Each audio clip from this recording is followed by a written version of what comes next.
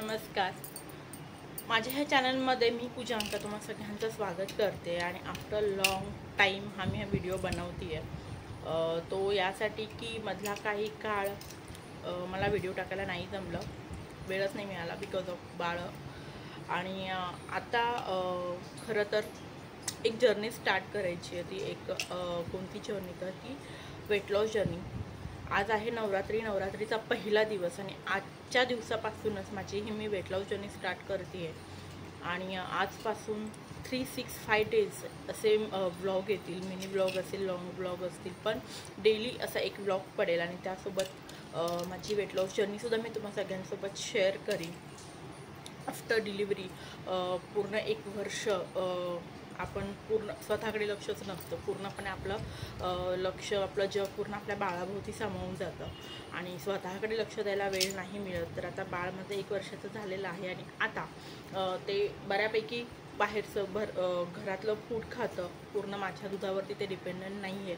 त्याच्यामुळे म्हटलं आता आपण स्वतःकडे लक्ष द्यायला हवं आणि प्रत्येक आईने स्वतःचा थोडासा तरी विचार करायलाच हवा.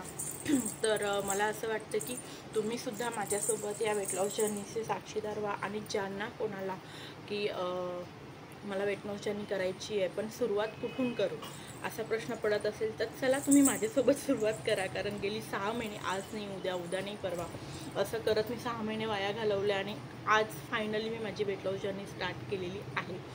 तर ह्या वेट लॉस जर्नीमध्ये मी कोणत्याही डायटिशियनचा सल्ला घेतलेला नाही आहे. कारण आपल्याला माहिती आहे म्हणजे ह्या वेट लॉसवरती काय खायचं, काय डाएट खायचा, काय एक्सरसाइज करायचा, या सगळ्यामध्ये माझा इतका जास्त रिसर्च झालेला आहे की आता माहिती आहे की काय असतं. तर वेट लॉस म्हणजे नक्की काय असतं की आजकाल खूप व्हिडिओज पडतात, 9 दिवसात 9 किलो वजन कमी करा, 5 दिवसात 5 किलो वजन कमी करा, 10 दिवसात 10 किलो करा. तर असं काहीही नसतं. वेट लॉस म्हणजे काय असतं की आपल्या शरीराला किती दिवसांची कॅलरीजची गरज आहे, दिवसाला आपण किती कॅलरीज खातो आणि आपल्या शरीराला किती गरज आहे आणि त्यातून आपण किती बर्न करतो, या सगळ्या मोठी प्रोसेस असते. फॉर एक्झाम्पल, स्त्रियांच्या शरीराला 1100 ते 1500 या दरम्यान प्रत्येकाच्या शरीराच्या गरजेनुसार 1100-1500 या कॅलरीजची दिवसाला गरज असते. तर ज्यांना आता माझ्यासारखी वेट लॉस करणारी माणसं आहेत, ज्यांना वेट लॉस करायचं, तर मला एवढ्या कॅलरीज खाऊन नाही चालणार. तर 1100च्या एकदम सुरुवातीला पण एवढं कमी नाही होणार. मी 900 खाईन, मी 800 खाईन. तर या कॅलरीज प्लस मी एक्सरसाइज करून किती कॅलरीज बर्न करते हे, तर या सगळ्यामध्ये कॅलरीजचा जेवढा डिफिशियंट असतो की एक्सरसाइज करून समजा मी 300 कॅलरीज बर्न केल्या आणि मी आज दिवसाची माझी 11ची नीड आहे, पण मी खाल्ल्यात फक्त 900 कॅलरीज, तर 200 म्हणजे दिवसभरामध्ये मी 500 कॅलरीज बर्न केला. तर इथून मग तुमचा वेट लॉस हा चालू होतो. आणि या पद्धतीने मग आपल्याला वेट लॉसची सुरुवात करायची आहे. काही हरकत नाही महिन्याला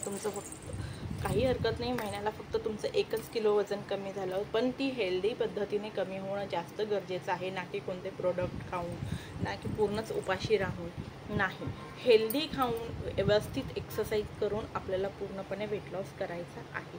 तर तुम्ही माझ्या चॅनलवरती पहिल्यांदाच असाल तर प्लीज चॅनलला सबस्क्राईब करा आणि बेल आयकॉनवरती क्लिक करा, जेणेकरून इथून पुढे मी जे काही रोज व्हिडिओज टाकणार आहे त्याचं नोटिफिकेशन तुम्हाला मिळेल आणि तुम्हाला कळेल की आज पूजा अंकाने डाएटमध्ये काय केलेलं आहे, काय खाल्लेलं आहे.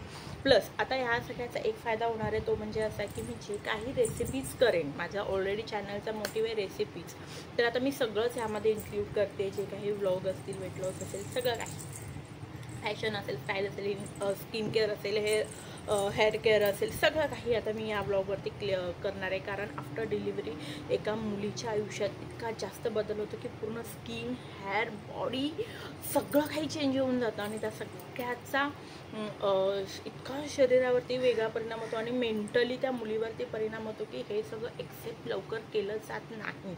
आणि मग ह्या सगळ्यातून बाहेर कसं पडायचं. ॲक्च्युली काही जण खूप मेंटली प्रिपेअर असतात, काही नसतात, काहींचा गोंधळ उडतो, काहींची चिडचिड होते, हे सगळं होतं. तर हे सगळं आता मी माझ्या ब्लॉगवरती शेअर करणार आहे. प्लस मी जे काही डाएट फॉलो करणार आहे, जे काही मी रेसिपीज बनवेन, जे काही असेल ते मी सगळं काही आता या आपल्या चॅनलवरती शेअर करणार आहे. तर प्लीज प्लीज प्लीज चॅनलला सबस्क्राईब करायला विसरू नका. प्लस तुम्ही जर वेट लॉस जर्नी स्टार्ट असेल किंवा तुम्हाला कुणाला पाठवायचं असेल की काय असते वेट लॉस जर्नी, कसं असतं, तर त्यासाठी माझा चॅनल नक्की नक्की नक्की शेअर करा आणि चॅनलला सबस्क्राईब करायला विसरू नका. तर आज मी बनवलेला आहे वरईचा भात. तर त्याचीसुद्धा मी आता रेसिपी पुढे येईलच, कसं बनवलेलं आहे, काय बनवलेलं आहे, कोणता पोर्शन जास्त कोणता पोर्शन कमी, सगळं काही.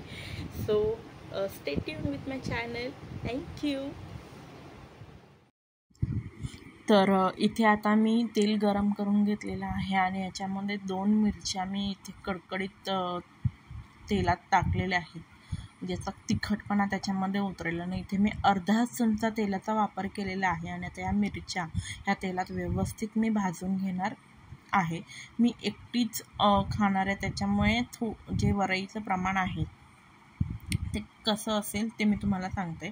तर याच तेलामध्ये मी शेंगदाणेसुद्धा, कच्चे शेंगदाणे आहेत, भाजलेले नाही आहेत, कच्चे शेंगदाणे ह्या तेलात थोडेसे भाजून घेते. आणि इथे मी अर्धाच वाटी वरईचा तांदूळ घेतलेला आहे, जो की आता ह्या तेलामध्ये आपल्याला व्यवस्थित तो परतून घ्यायचा आहे, भाजून घ्यायचा आहे. अशाने काय होणार की तो तांदूळ व्यवस्थित फुलला जातो आणि हलका होतो आणि पटकन शिजतो.